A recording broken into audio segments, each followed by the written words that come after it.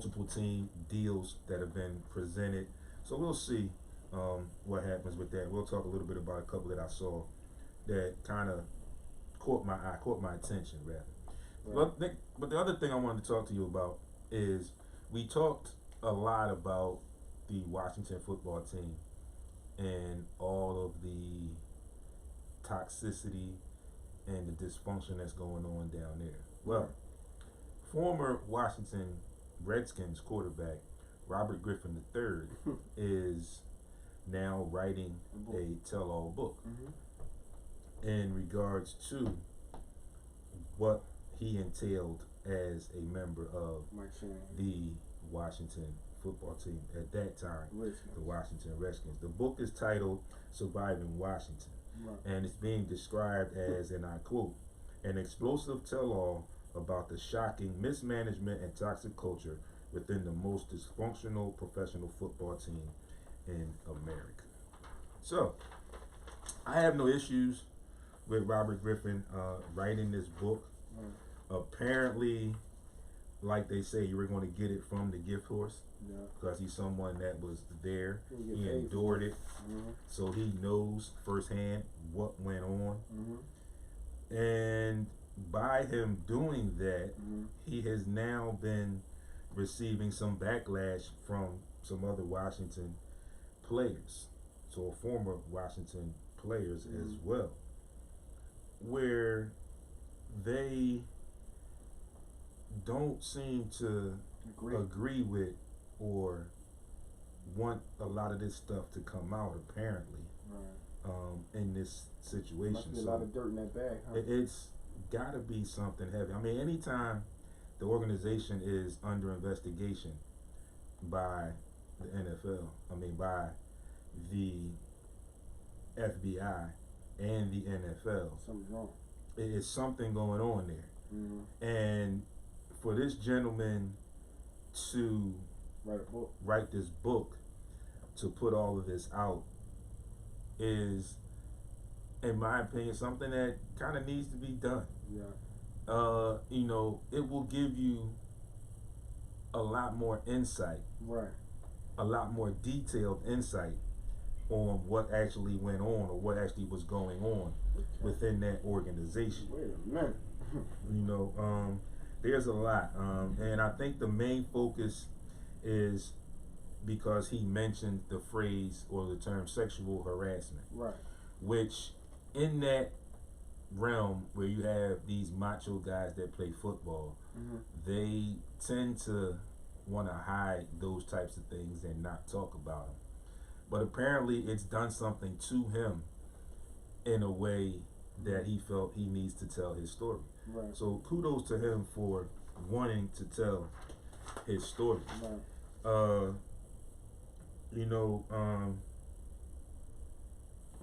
have LeVar Arrington, who the 3-time Pro Bowler from 2000 to 2005, called it a you-know-what move. The letter word begins with a B. He also goes on to say, quote, why didn't you tell your story 3 or 4 years ago, end quote. Then he goes into, he says, because you were scared of backlash that you would receive saying what you believed your truth was in the time where you didn't have all of the stuff that has come out with the cheerleaders and the emails and all of the stuff that makes it safe for you to be front runner of justice. I hate when dudes do what moves to be heroes and you do it in the comfort of knowing people already know what's going on. Stand up and be a man. Do that as before now. You agree with that, Dave? So, end quote. LeVar Arrington, I really don't agree with it. So, in my opinion, and the way I analyze and I look at things, I think there is some type of fear or something where LeVar Arrington either fears that something that might have happened to him may come out, or his name may come up in some type of way in this. You quickly went on the defensive as opposed to wanting the story to be heard. In my opinion, again, it doesn't matter to me how long it takes. If it's toxic, it's dysfunctional, If the story needs to be told, then whenever the people that want to tell the story are comfortable, then they'll tell the story. So it shouldn't be a time frame put on it. I don't understand why LeVar Arrington is saying he should have said it while it was done, not wait until after the emails came out and this, that, and stuff with the cheerleaders. Well, you know it's a trickle, it's a snowball effect. Once one thing comes out, then everything is going to start to come out. So again, I think in Robert Griffin's defense, possibly his comfortability level is where it is now, right, where he can speak, where he knows that he'll catch the ear of some people right, because of everything else that's going on, as opposed to him doing it like LeVar Arrington suggested 2-3 years ago when it was nothing really out in the media, right, and no one would hear him. They would kind of brush it under the rug. mm-hmm. So I can't say, you know, that this is the right time or the wrong time. All I can say is just go on the basis or the premise that Robert Griffin is now comfortable with it, and along with everything else that's going on, it's like a red flag saying, oh, okay, well, y'all put all that out and y'all trying to sugarcoat it with emails and this, that, and the third. I'm going to tell you the truth because I was there. Right. So I'm going to tell you what I saw and what accounted and what I encountered while I was there. Right.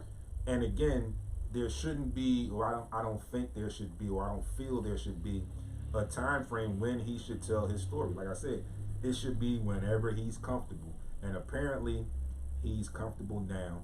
And for all that, we don't know how long it took him to write this book. Right. Just because he announced the book is coming out now, we don't know how long it took. He could have started the book back then, LeVar Arrington, just didn't get it finished until now. Right. So I understand where on the surface you could somewhat debate and say, oh, his timing is like very in line with what's going on. That could be the case.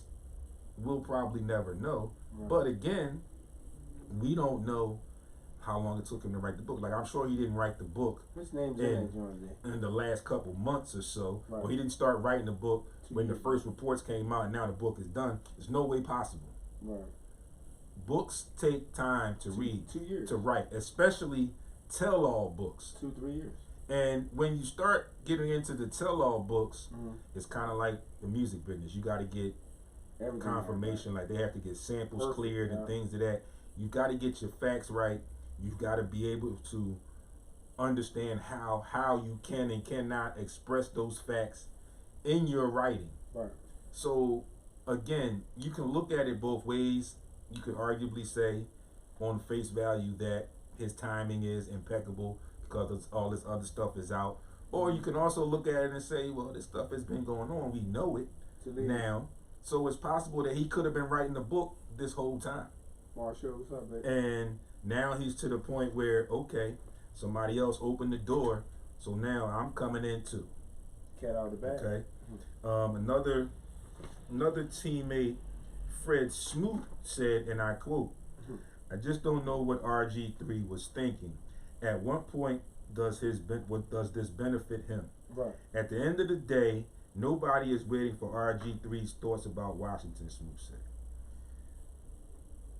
Goes further for Smoot. Then he named it Surviving Washington. Was R. Kelly there? Did I miss something? Very funny. Bobby is an irritant, and that's what Bobby loves to do.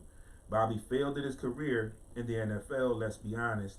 Now he wants to bring attention to himself by any means necessary. What's up, Mark? And that's why he wrote this book. Right. And I can't believe somebody is actually going to read it.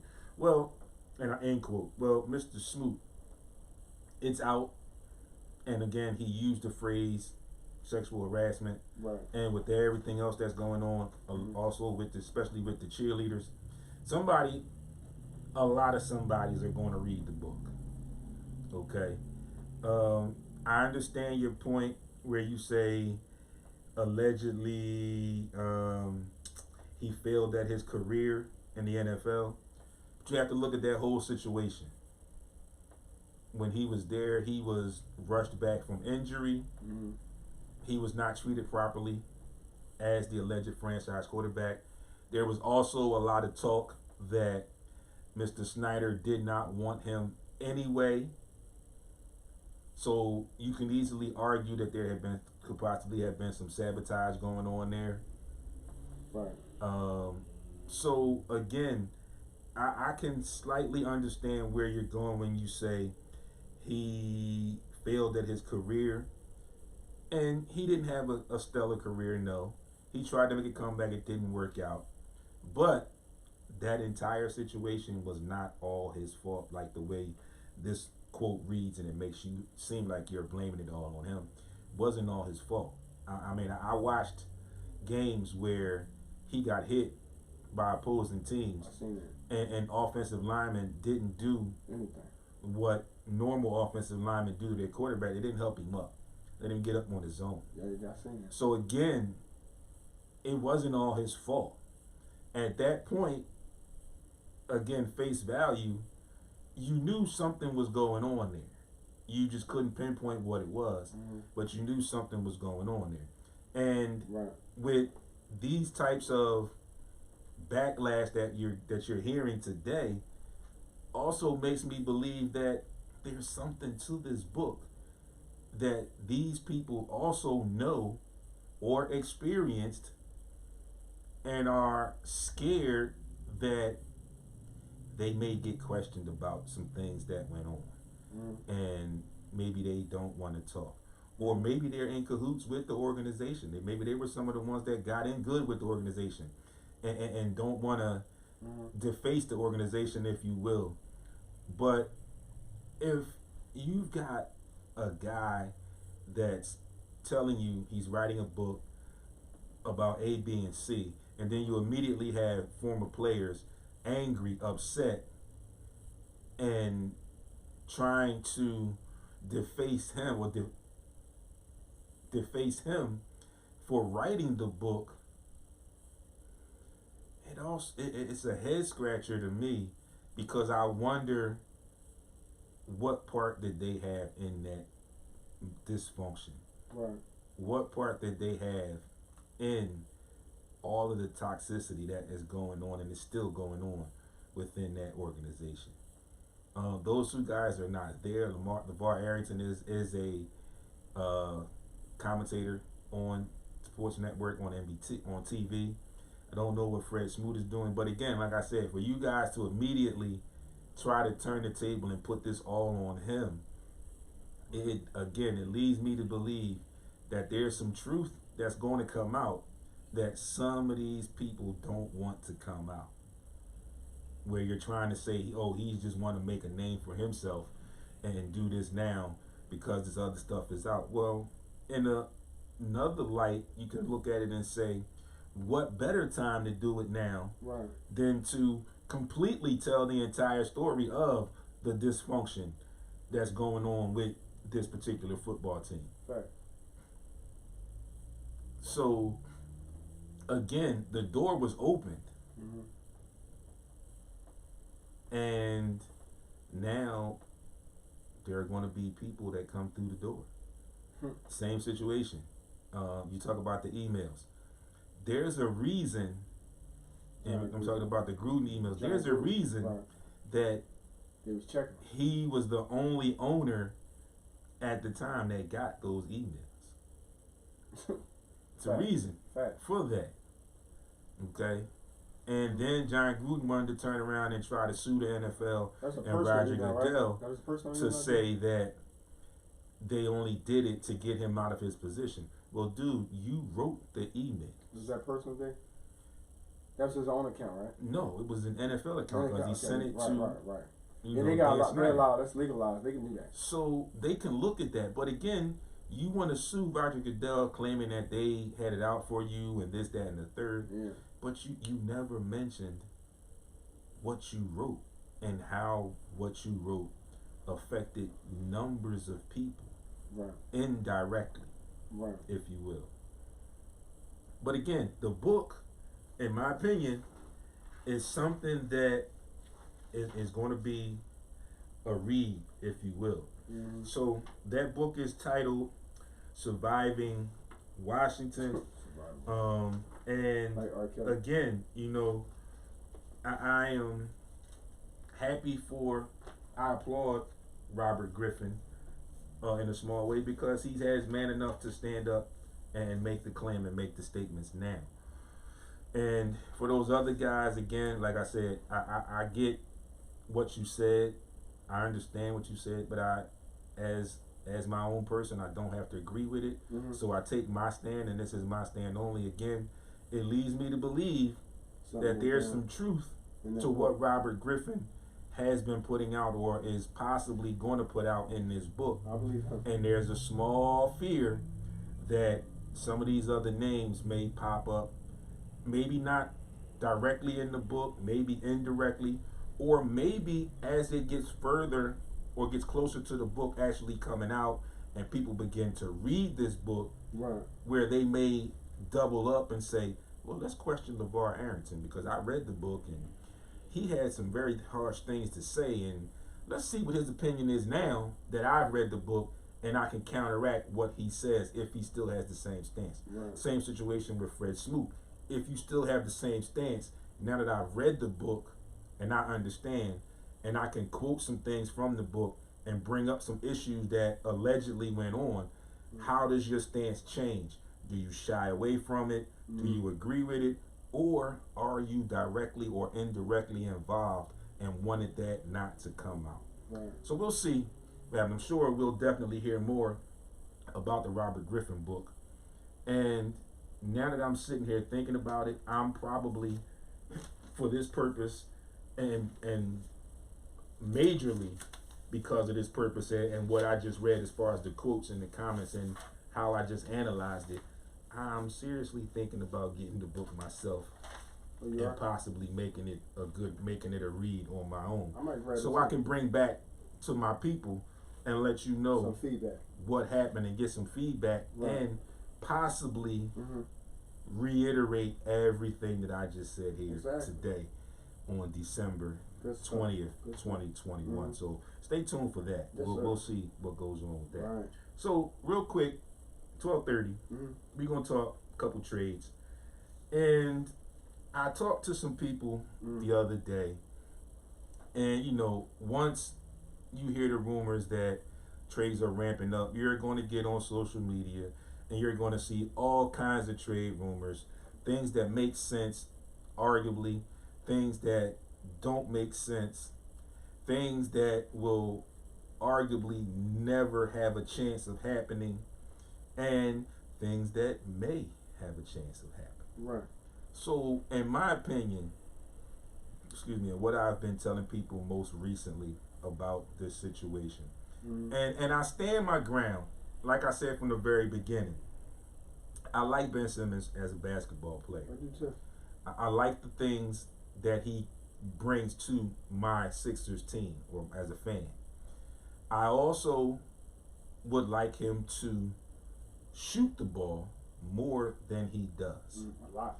I've also been telling people for the 4 years that he's been in the league, there's a difference between being a point guard and playing point guard. So in my opinion, he's playing point guard because, in my opinion, as a point guard, you need to be able to shoot free throws late in games for the situations that we saw him in where he did not succeed. What I don't like is the personal of it.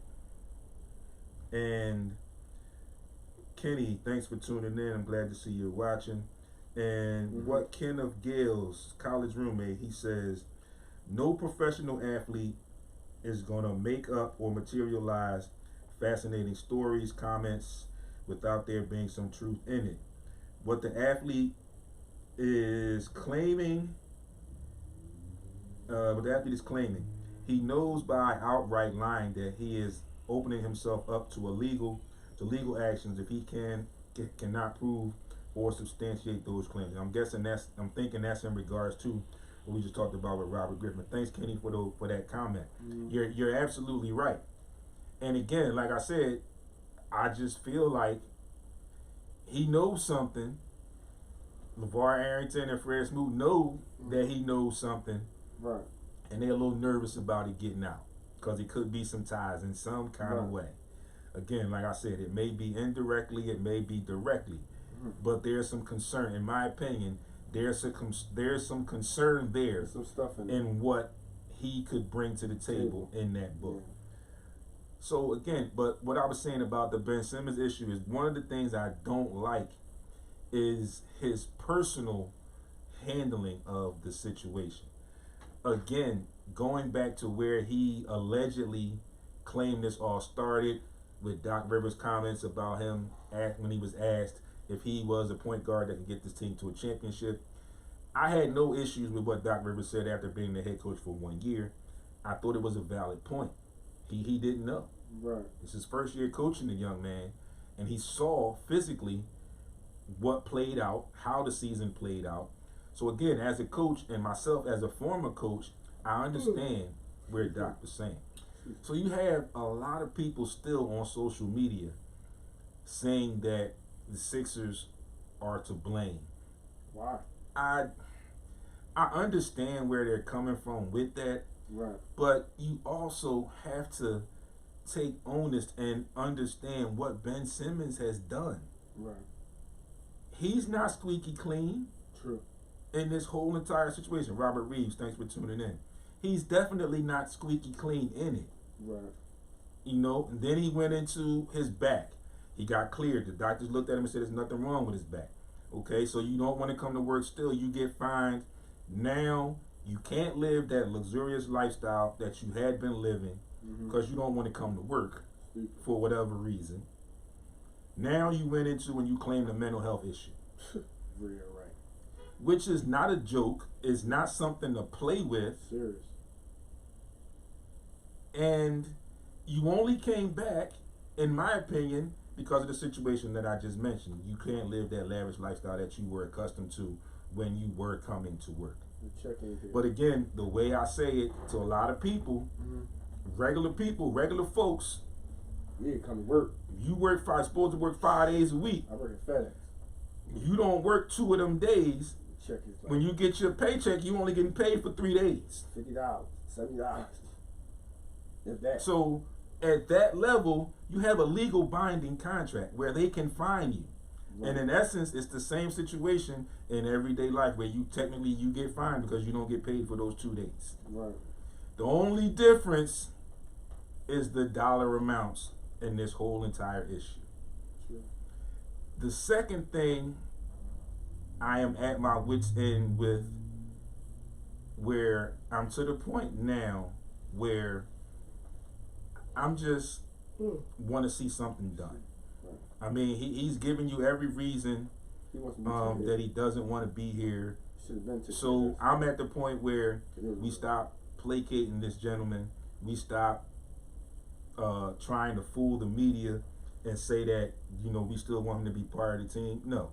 Just do what we need to do, facilitate a trade, and get him out of here. And at this point, it's going to end up arguably being less than what you initially wanted, but I understand as a business you want to try and get as close as possible to that now. Kenny comes back in and he says, Ben is an awesome talent, but he lacks the heart to be the kind of point guard that the Sixers specifically need. I agree.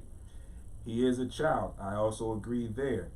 Spoiled child, and every action he and his agent has taken only shows his lack of professionalism. Who cares if he likes Embiid or not? He gets paid to show up and produce no matter your teammates even your coaches, period. Right. Absolutely. So after the show is over, there's an article I posted earlier today, and it talks about some reasons why Ben Simmons could arguably be out of the league in the next couple of years. So I'm just going to give you a tease there, but get over to Facebook, SportsRap Podcast, in the group. You can check the article out, and please leave me some comments, and I'll get to those comments later today, and I'll try to respond or reply to some of those comments that you leave on that article. So now I'm just going to give you a couple of these trade scenarios, and like I said, because of the situation, you're going to see some scenarios that arguably could happen, some that have no chance of happening, some that are just ridiculous that makes you think, why did people even write this or come up with this? But here we go. These that I picked out are ones that caught my eye, where I could see some of this possibly happen, maybe with some tweaking in all of this we got here. So we got the Knicks and the Sixers. The Knicks would receive Ben Simmons. The Sixers would receive R.J. Barrett, Alec Burks, Kemba Walker, and Charlotte's top 18 protected pick in 2022. Not too sure about that one because of where the Knicks are right now. I don't see how Ben Simmons would fit with them because if they lose Alec Burks and Kemba Walker, they still have Emmanuel Quickly. Right. They still would have Julius Randle. And Ben has shown us that he's the type of player that needs the ball in his hands. Right. To be successful. Yeah. To make if work. he's successful. Yeah. The Timberwolves and the Sixers. The Timberwolves will receive Ben Simmons. The Sixers will receive D'Angelo Russell and Minnesota's highly protected 23 and 25 first round picks. You like that? No. He said no. And I don't like that because business wise, I don't think that works. Russell, he's not. Like I don't feel like you could give up a 2 or 3 time All-Star for D'Angelo. I don't even think D'Angelo Russell has been an All-Star yet. True. So I don't like that, that deal there. The next one is a 3-team deal involving the Blazers, the Sixers, and the Pacers. And by the way, the Pacers are in a rebuild. And they're looking to move some pieces. So, here we go. The Blazers would end up with Domantas Sabonis, Tobias Harris, Karis LeVert, and Paul Reed's non-guaranteed contract. The Indiana Pacers would receive Ben Simmons, Robert Covington, Yusuf Nurkic, Jaden Springer, the Blazers' 24 first-round pick. Sixers would receive C.J. McCollum, Larry Nance Jr., T.J. Warren, Anthony Simons, Jeremy Lamb's expiring contract. Now that one there, I could possibly see. In my opinion, I still would need to do some tweaking there. Of course, we know the situation with C.J. McCollum right now, which is a big, somewhat red flag in it. We don't know his health situation, so he arguably or conceivably could not really be put in any deals as of right now. I don't know how Larry Nance will fit with the Sixers. I do like the fact of the T.J. Warren and the Anthony Simons, who are two guys that myself and Baldy always says that the Sixers are in dire need of, players that can create their own shot off the dribble and at moments just go get their own shot from the wing position. The next one in the 3-team deal is Sixers would get Brandon Ingram, the Kings would get Ben Simmons, and the Pelicans would get De'Aaron Fox. You like Brandon Ingram on D? I like him. I like him. He got better too. Every year he gets better and better. I don't know I like him. if I would give up just that for that. He give you 20, 10 a night. But then you still don't have the other legit. You still don't have that legit wing player. I mean, Brandon Ingram is a 3. Yeah. But he doesn't shoot well enough from the 3 right. to be that devastating 3 wing 3 that you need. And this is no discredit to Brandon Ingram. It's just me looking at the makeup of the Sixers right now, where he could fit in. Right. No disrespect. Again, it's going to be hard for the Sixers to get what they initially wanted. Yeah, that's why it's taking so long. Here's one that I think could work for the Sixers. Come on. Sixers and the Spurs. Spurs would get Ben Simmons and Furkan Korkmaz. The Sixers would get DeJounte Murray, Thaddeus Young, Doug McDermott, and a 22 first-round pick, which would be top 5 protected. The reason I like this one, and well, because of the DeJounte Murray, who could arguably come in and be your starter at the point guard, and can give you a lot of the things that Tyrese Maxey gives you now, just with a little bit more NBA point guard experience. You can bring Tyrese Maxey off the bench, and then you have a three-headed monster who can bring him along, and his counterpart as the starter, DeJounte Murray, and you still would have Sam Cassell and Doc Rivers as far as coaching to bring him along. Coaching talk. You also would get Doug McDermott, who's a proven shooter on the wing, which is something that they need. The shooters that they have, aside from Seth Curry, are inconsistent, in my opinion. Doug McDermott would be a lot more consistent in that, where he could come off the bench, and you could also play him late in games with some of your starters. The Thaddeus Young piece, he's former Sixer, still serviceable, and he could give you that spacing where he can shoot the three enough at the four, stretch the floor, where you can have that space for Joel to operate in there. And kick it out. And at this point in his career, you wouldn't have to necessarily make plays for him or create plays for him. And he plays defense. So those are the ones that I thought that might be possible. It might possibly work in some type of ways for the Sixers. So we'll see what happens. Again, at this point, I also feel like, again, like I said a little earlier, that I understand where the Sixers stand was as far as the situation with what they wanted in return. But it's gotten to the point now where you may have to, for lack of a better word, settle for as close as possible to what you wanted in return, as opposed to getting exactly what you wanted in return to make it work. So again, we'll see what happens. Like I always say, I will keep my ears to the street, and I will get back to you and see. Kenny, back again. He said, I love any deal with the Spurs. The players you mentioned are perfect interchangeable pieces and naturally allow the Sixers to maintain their D. Few defensive presses, I say go for it. Absolutely. And I think, Kenny, thanks for tuning in. Thanks for all your input. I think that something with the Spurs is arguably the best deal, in my opinion. And if you want to get, like I mentioned, as close as possible to what you wanted, you may possibly have to get a third team involved or whatever. But just with what I just said, again, everything that I just explained, I think that could work because DeJounte Murray does play on the defensive end.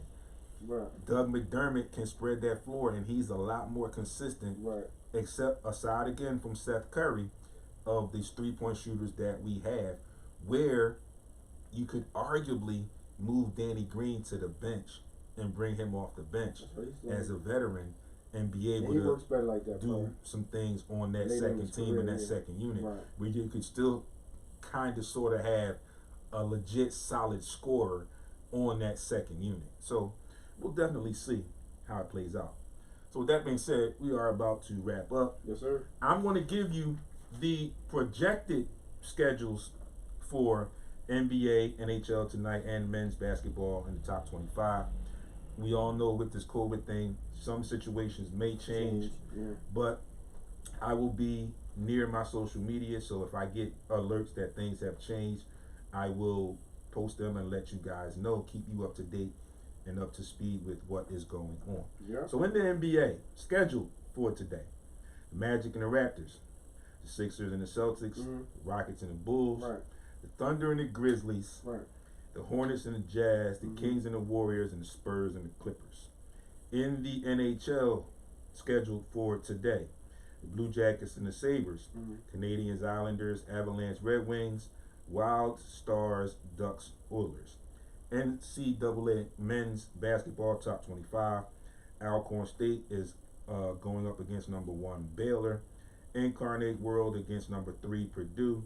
St. John's visits number 16 Seton Hall, and Northern Arizona visits Gonzaga, who is ranked number 5. Closing out, we got our schedules. The alleged schedules for Week 16 in the NFL.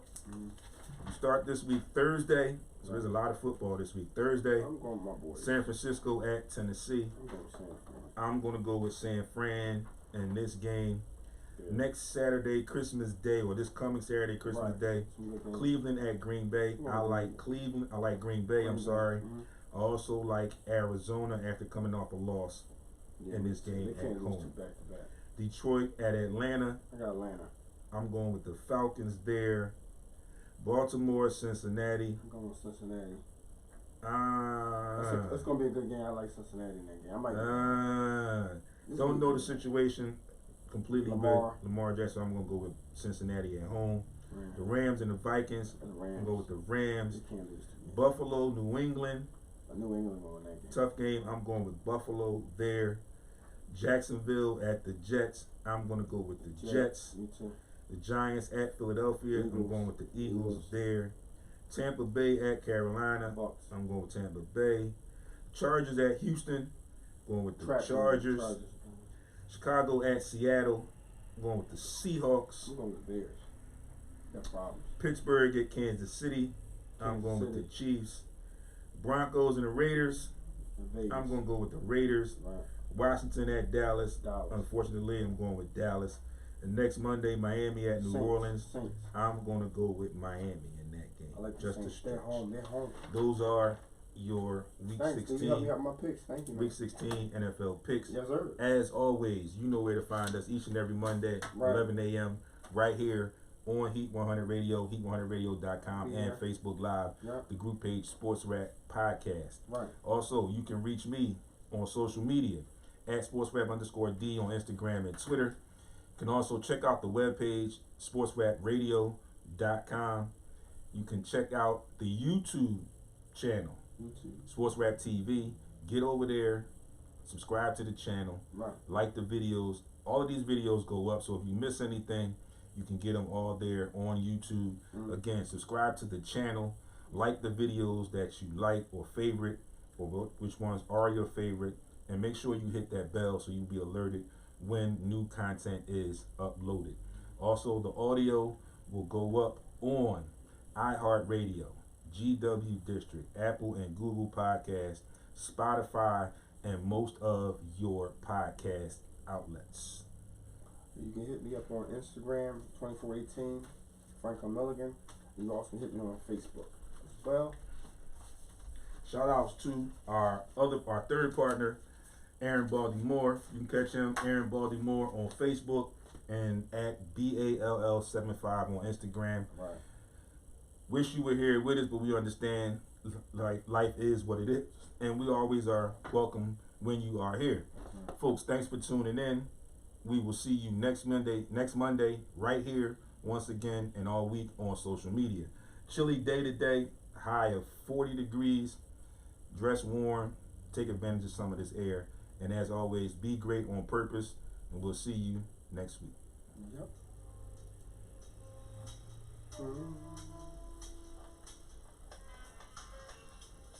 Yeah, straight out there.